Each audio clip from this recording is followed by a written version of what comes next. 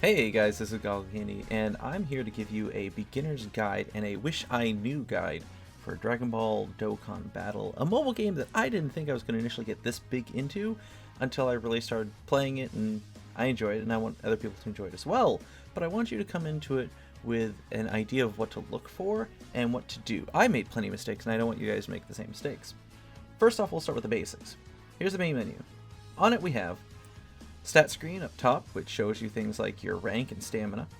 Recommended character, this shows you 2 to 3 characters that you can currently obtain either by summoning or by doing events. Mission is your list of turn-in quests. This gives you objectives to do and gives you rewards such as level up bonuses, characters, and gems. Shenron, this is a list of the Dragon Balls collected and hints as to the locations of other Dragon Balls. Collecting these Dragon Balls will give you a surplus of items, money, or other resources. News gives you access to the announcements and all current and upcoming game events. Menu is simply the system settings. Gifts is where any items earned from outside the game or from special events is given. And the start button gives you quests, events, and a bunch of other options that are unlocked as you level up. Next, let's look at the team menu. First we have team, this is where you create a team for gameplay. Then we have training, where you level up your units. Items is a list of currently held items. Dokkan Awaken is a list of all new and updated units and what is needed to awaken them. Sell is where you sell units for Zenny. Awaken is where you use medals to awaken units to their next stage. Character list is a list of all your owned characters. Special sticker, that's a menu where you use sticker items to give effects to current units. Think of it as foiling a unit. Hidden potential and reverse are going to be explained later. Next we have summon. This is a summon selection screen. Banners rotated every couple of weeks usually. Shop is a menu to purchase bundles of Dragon Stones as well as using stones to expand in-game restrictions. Exchange is where you exchange various points, zenny, or items for various other items, medals, or units. Next, we'll look at a units card. Here we have the unit's name. Over here we have the rarity. Units come in N, R, SR, SSR, UR, and LR. LRs being probably the most sought after types of cards in the game. Next we have units type or their color. This plays into a strength and weakness wheel. Red is strong against orange, orange is strong against purple, purple is strong against green, green is strong against blue, and blue is strong against red. Cost, this is the cost of unit to place it in your team, though this becomes irrelevant at higher levels. HP is the amount of HP the unit contributes to the team's total HP. Attack and defense is the unit's attack and defense value. Leader skill is the bonus given if the unit is the leader of a team. Super attack is the name and effect of the super attack. Next we have the unit's passive skills. These are just unique skills held by the unit. Then we have skill orbs, we'll all talk about later.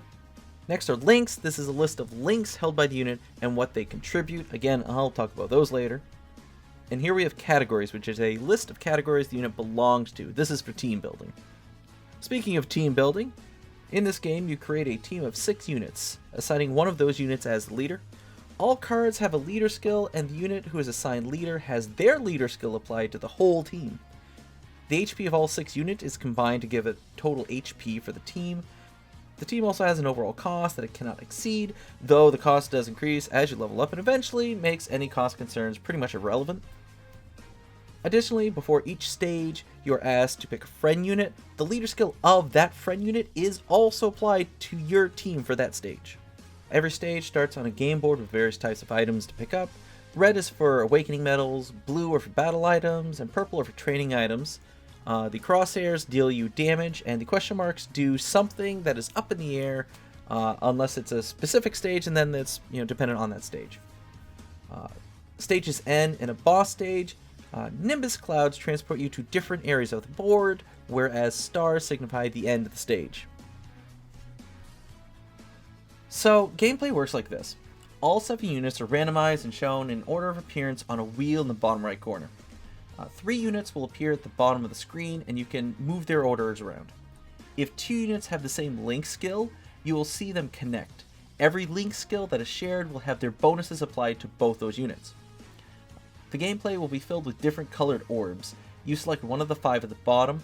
As long as it connects above with an orb of the same color or rainbow orb, it will continue to collect orbs. Additionally, if a column passes by orbs of the same color, you will be able to collect those orbs.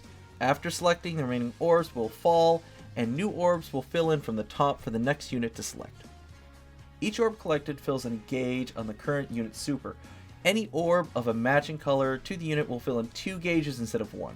If a unit fills their gauge, they will launch their super attack this turn. The boss stage ends when either you or the boss runs out of HP. Those are the sheer basics of the game.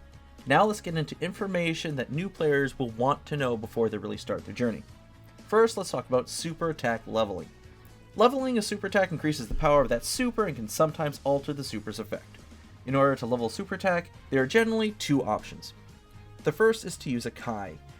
A Kai's whole purpose is to be used to level any unit's super attack. However, keep in mind Kais are rare and aren't easy to come by, so use them sparingly if possible. There are 3 types of Kais. There's the Elder Kai, which guarantees 100% that it's going to level a super attack. There are Sleepy Kais that give you a 30% chance to do the same. And there are colored Grand Kais, which have a 100% chance of raising a specific color's super attack. The other option is to use a character of the exact same name. If an exact copy of the unit is used, a super attack will level without issue. If using a different unit with the same name, the chance of leveling your unit's super attack is dependent on the rarity of the unit used. So an SR unit may only give you a 5% chance to level up, whereas an SSR will give you a 50% chance. This means depending on what events are available, you may be able to farm free units of the same named unit in order to level up your unit's super attack reasonably free. Also remember, most SR units can be awakened into SSR units, giving them a much better chance to level up your unit's super attack. Free-to-play units are incredibly useful in Dokkan. One of the first options you'll have at rank 50 is the daily Ginyu Force units. By playing the events, you can farm orbs specifically for each of the units as well as copies of the unit. This allows you to level up the super attack to 10 and unlock all potential paths without expending any resources. Free-to-play units are regularly used for events and high-level content, so they are worth the effort put in. I'd suggest unlocking both the Ginyu Force and Team Bardock free-to-play teams. For team building, the best method is to build around a category. Certain units have leader skills that make them category leaders. These look like this. Units of the same category often have similar links, making them easier to build around. Additionally, look for support units to include in teams.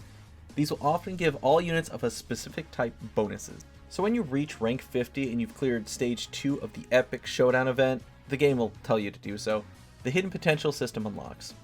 It's a system used to further enhance units who have reached the UR rarity using orbs earned through daily training events. The orbs increase attack, defense, HP, as well as grant double attack, critical hits, and evasion chance for units. 55% is the potential that can be initially unlocked. 4 additional paths of potential can be unlocked by spending an exact copy of that unit. The lower right path needs the super attack to be 10 to fully unlock, but it is the biggest and most powerful of the branches. What this translates into is to save any units you pull early on. Any duplicates are better used to unlock paths, as they are the only way to unlock those paths, whereas there are numerous routes to increase super attack. In addition, Hidden Potential also has medals. There are 3 types of medals: bronze, silver, and gold. Bronze is available immediately. Silver unlocks when your character's super attack is 10 or greater. Gold unlocks when you've opened 2 paths of your unit's potential. These medals allow you to customize a character's playstyle to your preferences, increasing things like base stats to super attack effectiveness. So a tip about gameplay is when arranging teams each round, keep in mind that the order you place them in will be the order they rotate in. With 7 units, that means the first 2 units will show up again in 2 turns, whereas the unit in the last position will show up again in 3 turns. A common practice is to have 2 units that really link well together, and have a third as a support or floater. Oftentimes the leaders end up being those floaters too. Also, keep in mind the super attack's effects, and that those effects do not take place until the super attack is actually launched. There are also super attacks that, unless they note "until the end of turn" or similar text, give ever increasing buffs until the stage is over. So especially when you're starting, do as many training stages a day as you can. Resources from the Turtle School and Hercule training events are still used no matter what rank you are at. Additionally, the B-Pan weekly event gives great resources as well as a lot of XP. After rank 50, a rotating hidden potential event will also be included in training. So older or outdated units have later been Easy Aid, meaning they can be Extreme Z awakened. You can earn medals for those units to level them up from their default maximum levels and skills to new, more powerful versions of those units. The most common version of this is an Extreme Z battle stage.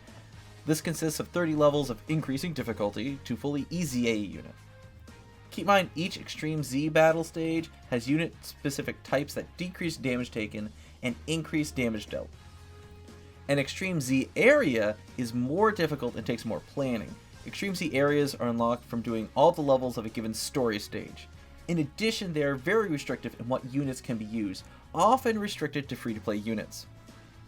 If you recall seeing or reading about an Extreme Z area and you do not see it in your game, double check you have all levels complete in that story, and that includes both difficulty options. If you like Dokkan and want to see someone stream it occasionally, come check out my Twitch at twitch.tv/GoggleCandy, and hopefully I'll see you there. Bye.